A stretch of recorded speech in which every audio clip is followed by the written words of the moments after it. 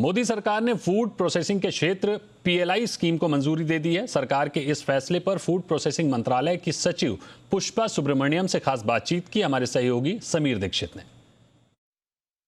हमारे साथ सेक्रेटरी पुष्पा जी हैं। मैम, सबसे पहले समझेंगे जो PLI scheme food industry sector के लिए अप्रूव किया गया है, इसकी डिटेल्स क्या शेयर करना चाहेंगे आप? ये एक बहुत ही महत्वपूर्ण स्कीम है इस सेक्टर के लिए, जो कैबिनेट ने आज अप्रूव किया है।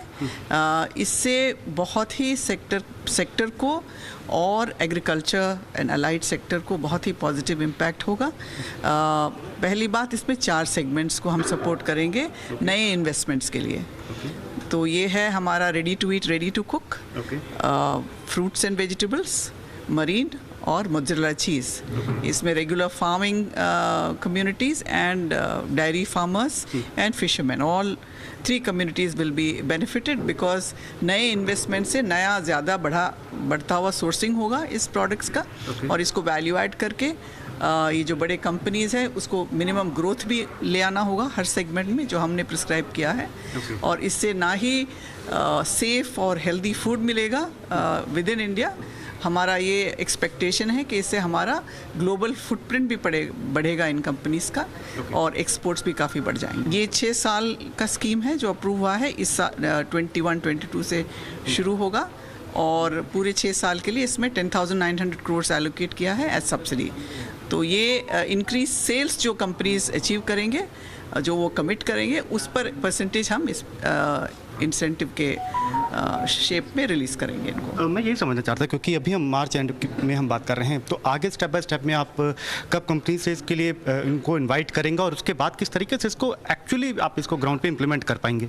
आई एम हैप्पी टू इन्फॉर्म कि काफ़ी कुछ प्रेपरेटरी वर्क हो गया है, कंसल्टेशन विद इंडस्ट्री भी हो गया है। और हमारा ये एक्सपेक्टेशन है कि बाय एंड ऑफ अप्रैल हम एक EOI लॉन्च कर देंगे, जिसमें सारा क्लैरिटी होगा, गाइडलाइंस भी तैयार हो जाएगा, और जो भी इंटरेस्टेड कंपनीज़ हैं अप्लाई कर सकते हैं, और उनको maximum 45 days to 60 days time मिलेगा सारे डॉक्यूमेंट्स अपने प्लान्स अपलोड करने में। हमको लगता है बस 3.5 मंथ्स में हम सैंक्शन करेंगे। और अब बात करते हैं बेहिसाब बढ़ते कोरोना की। महाराष्ट्र में कोरोना के बढ़ते मामलों को देखते हुए राज्य में नाइट कर्फ्यू लगाया गया है, लेकिन राज्य में अब लॉकडाउन नहीं लगेगा। हाँ, एक बात जरूर है कि कोरोना पर लगाम लगाने के लिए महाराष्ट्र सरकार ने कई पाबंदियों का ऐलान कर सकती है। रेस्टोरेंट, मॉल और थिएटर को पूरी तरह से बंद करने की तैयारी हो सकती है।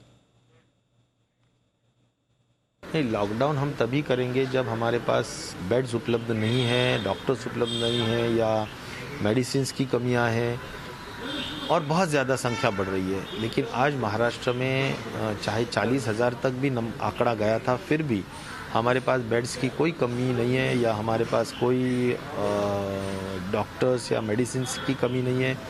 सभी जगह बेड्स उपलब्ध है। लेकिन अगर आंकड़े बढ़ते गए और ख़ास तौर पर हमें ऐसा महसूस होने लगा है, तो फिर उसका डिसीजन लेना पड़ेगा। हमारे संवाददाता सुबोध मिश्रा हमारे साथ जुड़े हुए हैं, उनसे बात करते हैं। सुबोध, एक तरह से स्वास्थ्य मंत्री ने ये तो क्लियर कर दिया है कि महाराष्ट्र में लॉकडाउन तो नहीं लगेगा, लेकिन सख्तियां बढ़ाई जाएंगी। क्या कुछ तैयारियां हैं सरकार की तरफ से?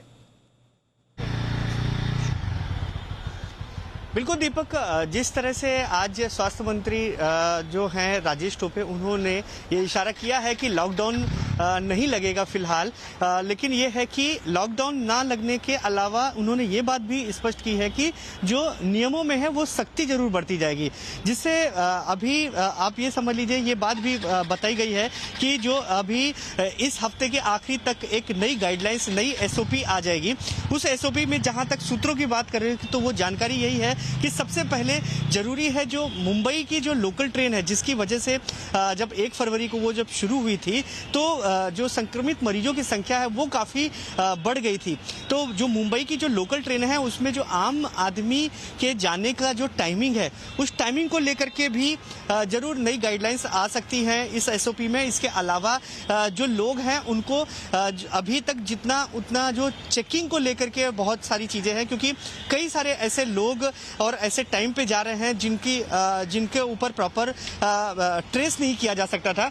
तो अब ये ट्रेसिंग का जो है है अभी एक अलग गाइडलाइंस बनेंगी जो बड़े बड़े स्टेशंस हैं वहां पर संभव है कि इस तरह की गाइडलाइंस हो ताकि हर किसी पे नजर रखी जा सके, क्योंकि सबसे ज्यादा भीड़ जो है वो ट्रेन में होती है। वहीं दूसरी तरफ जहां एक तरफ आपने भी इस चीज का जिक्र किया कि जो भीड़ भाड़ वाले इलाके हैं, खासतौर से जो मॉल हो गया या रेस्टोरेंट हो गया या फिर जो आपके सिनेमा घर हैं जहां पर ज्यादातर मैक्सिमम पब्लिक होती थी और अभी तक इतनी बार राज्य सरकार के बोलने के बावजूद लोग अभी तक इस चीज को माने नहीं हैं, तो वहां के लिए भी नई गाइडलाइंस होंगी और सख्ती रखी जाएगी इस बात की ताकि ज्यादा से ज्यादा लोगों को इकट्ठा ना होने दिया जाए और जो स्प्रेड हो रहा है, ये जो संक्रमण है, इसको कम किया जाए। उसके अलावा आपको एक चीज और बता दूं, जो निजी जितने दफ्तर हैं वहां पर जो 50% की अटेंडेंस वाली बात हुई थी, तो कई जगह से ये शिकायत आई है कि वहां पर अभी भी इन सब चीजों को नहीं माना जा रहा है।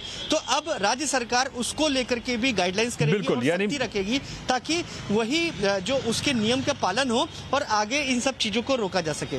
बिल्कुल, यानी ये माना जा सकता है कि अब राज्य में सख्ती बढ़ाने के लिए सरकार फोकस करेगी और उन लोगों को ट्रेस किया जाएगा जिन लोगों को कोरोना हो सकता है या जो लोग संपर्क में आए हैं। बहुत बहुत शुक्रिया सुबोध, हमारे साथ जुड़ने के लिए, इस खबर को विस्तार से बताने के लिए।